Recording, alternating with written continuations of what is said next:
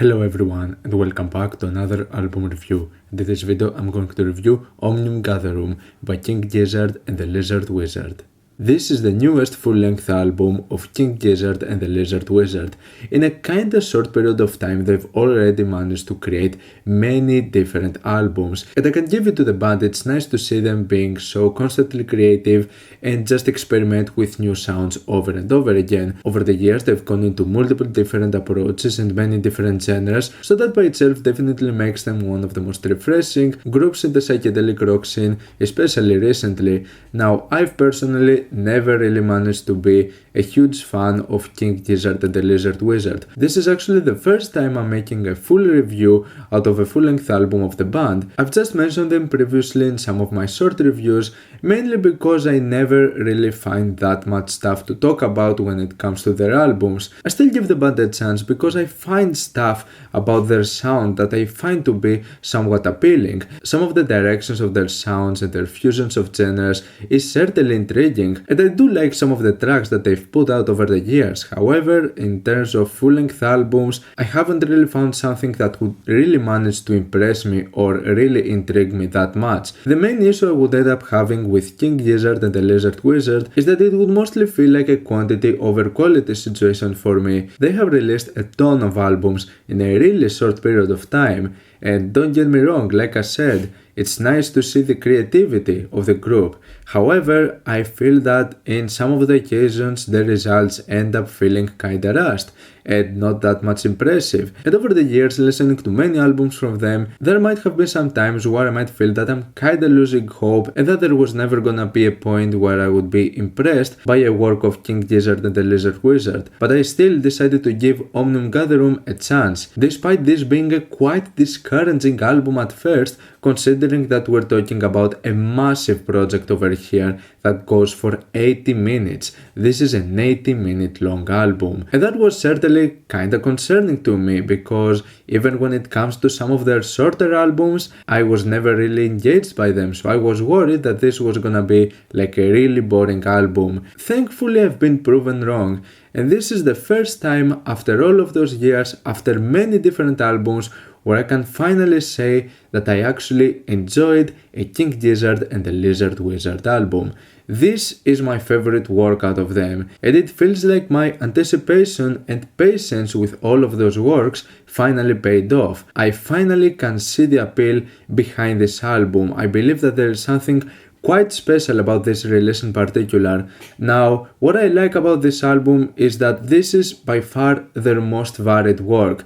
This does not go into just one specific sound, and they still manage after all of those years to push the envelope and just experiment with different genres and different sounds. And this is by far the messiest album they've put out. There is a lot going on over here, and that has its pros and its cons. I can't say that this is like a perfect album. It's still not an album that I'm like really fascinated by it, but this is one that I can actually see myself returning to and finding out of it some of the best and most well-structured tracks that I've basically ever heard from the band so far. So for me, Omnium Gatherum actually feels like a recap out of everything the band has put out up until this point.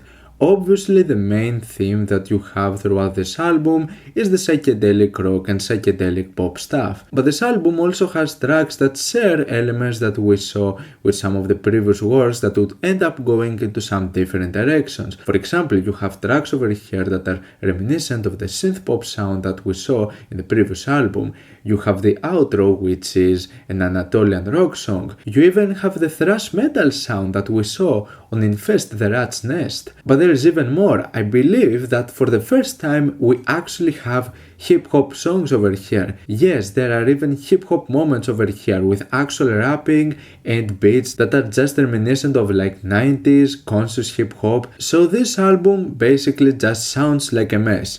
And it is a mess, it is a really messy album, there is a lot going on to it, and it's a huge album as well. So on one hand it's actually nice to see that there is some variety to it and that it's not the same thing over and over again. Now I don't believe that all of the moments over here are executed that greatly, but I was actually pleasantly surprised at the pacing of this album and how it actually ended up being a quite consistent work, despite jumping from one genre to the next all the time. There is actually a bit of a cohesion, and I like some of the transitions that we see from one track to the next. This is something that, in my opinion, King Gizzard and the Lizard Wizard have managed to achieve in many of their albums, having some quite consistent tracks that would just transition nicely one to the next. And I don't really believe that it's an exception over here. One of the things that I ended up finding a bit of an issue when it comes to all of those genres being put together in this album is that when it comes to the mixing, all of the tracks feel like they end up having the same kind of mixing, which on one hand it works as you don't see this jump when it comes to the mixing of tracks just sounding vastly different one from each other, but I believe in certain tracks the mixing doesn't really feel all that great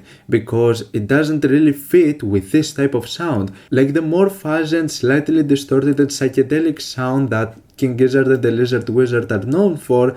I don't believe that this exact same sound fits all that greatly as a technique to the more metal tracks or the hip-hop ones or the ones that focus more on the electronics. In those cases the mixing might feel slightly odd. It's never like a huge issue, like it never ruined the experience for me. However, I wouldn't consider the mixing and the production out of this album to be masterful. The album though kept me hooked with its ideas, as I would say that this is undoubtedly the most imaginative album the group has ever put out so far. It's interesting to see that out of all of the albums that they've created, going into many different styles, they ended up providing some of the best material out of all those respective genres in this particular album. Like in my opinion, we get some of the best stuff when it comes to the more synth-pop material, or some of the best when it comes to the more thrash metal material. At the end of the day, this feels like a compilation containing every era of King Gizzard and the Lizard Wizard, and we actually end up getting some of the greatest hits, at least in some occasions. Like I said, I don't believe that this is a perfect album. There were still occasions where the album didn't feel that much strong, and for me some of the weakest moments came halfway towards the album, but when it comes to the beginning and the ending of Omnium Gatherum, I believe that we get some pretty exceptional material over here. Now, the one track that everyone is talking about is the Dripping Tap, the very first track, which is a massive 18-minute song. Now this one is considered for lots to be like the song of the year, the massive magnum opus from the band and from this album.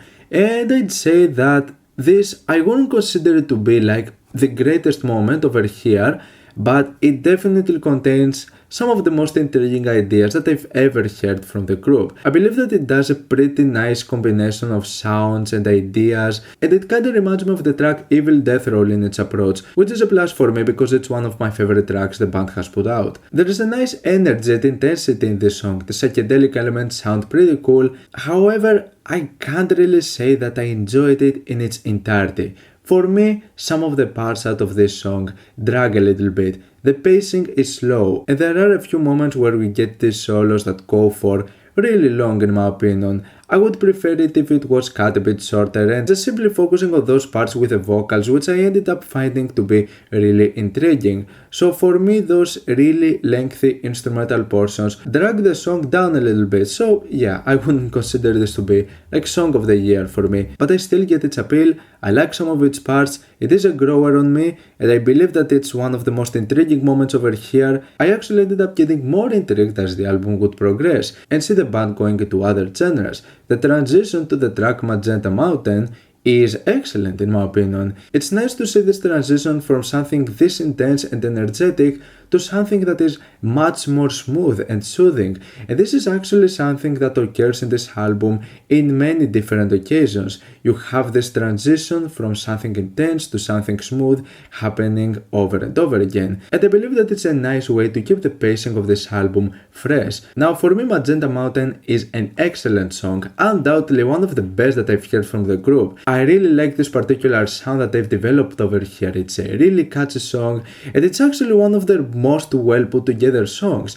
I really ended up feeling quite surprised with the overall sound of this one. It grew on me, and I believe that it's a really cool song. The jazz rock direction of the third track was certainly intriguing, and I still liked that it would go into something different. However, it wasn't one of the most memorable moments for me. I still though liked what the track was trying to do. Now we get into Gaia, which is one of the heaviest moments over here. It is one of the more metal songs of the band, and I believe that this is a great song, one of my favorites out of this album. Really like the riffs out of this one. It's certainly quite different from what the album was doing beforehand, but I really like this development, and I believe that it's a really well structured song overall, which then nicely transitions to Ambergris, which is a completely different song in terms of its mood. Not one of my most memorable moments, but I just like the way it transitioned from Gaia to Ambergris. But yeah, pretty smooth overall and a quite groovy track in this album. Now with the next track, Sadie Sorceress, is where things get interesting. I was caught off guard with this, I wasn't expecting this, but we actually get a hip hop moment over here, and it's a really good one as well. Honestly, this is one of my favorite songs over here. I like the smooth beat which gives a trip hop feel to it. The rapping and the overall delivery is pretty fine, and just a quite imaginative song that is really catchy, and I believe that it's just a really impressive moment overall, not just for this album in particular as an unexpected moment, but in general. This is a really cool song in my opinion that is done pretty nicely. Now at this point is where the album started to kinda lose me. Evilest, man, I know that it's considered like one of the best moments over here. It is a quite more intense psychedelic rock song, but I couldn't really get that much into it. It was a bit average for me. It is a sound that I haven't really enjoyed that much from the band so far, and yeah, this song didn't really do it that much for me. And after this point we also get a few moments that for me felt slightly underdeveloped, for example with tracks like The Garden Goblin or Blame It on the Weather, both tracks that were kinda interesting in their ideas, but I don't believe that there is really all that much to them, and it was at this point where it kinda became slightly boring and the tracks would feel somewhat forgettable. Persistence for me is also one of the weakest moments over here. Like, yeah, I didn't find it to be one of the more memorable moments. Now I think that the album somewhat picks up once again with the track The Grim Reaper. This is the other sort of hip hop moment over here, with a fusion of a bunch of acid electronics that certainly elevated the experience. However, it is another moment that felt kinda short. I believe that it could have been developed a bit further, but still a pretty interesting moment that ended up sort of piquing my interest for the rest of the album. Then we get the track Presumptuous, which is undoubtedly for me one of the catchiest moments over here. It is a quite soothing and cheerful moment. This one in particular kinda reminded me of some of the vibes that you would get out of a Santana record. Predator X is a transition to the more metal side of the album, which once again for me works pretty well over here. Another really solid track when it comes to this sound of King Gizzard The Lizard Wizard, which then nicely transitions to the beautiful and soothing Red Smoke, which ended up being another pretty nice moment for me. I enjoyed this track quite a bit. Candles for me was one of the catchiest and one of the most memorable moments in this entire album. I really like the melodies out of this one and the vocals. I believe that they've done a pretty nice job in terms of the sound choices in this particular song. I believe that it's a quite enjoyable moment.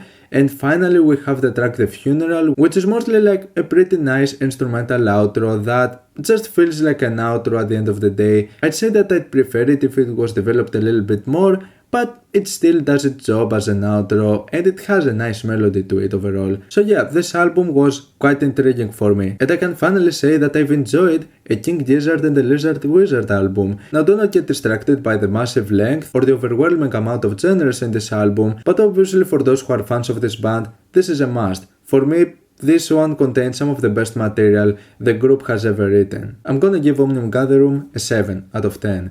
What's your opinion on this album? Like it, dislike it, why, and what you come with the review next time? Let me know down in the comments. Leave a like if you enjoyed the video, subscribe for more content like this. Thank you for watching, and I'll see you all in the next video.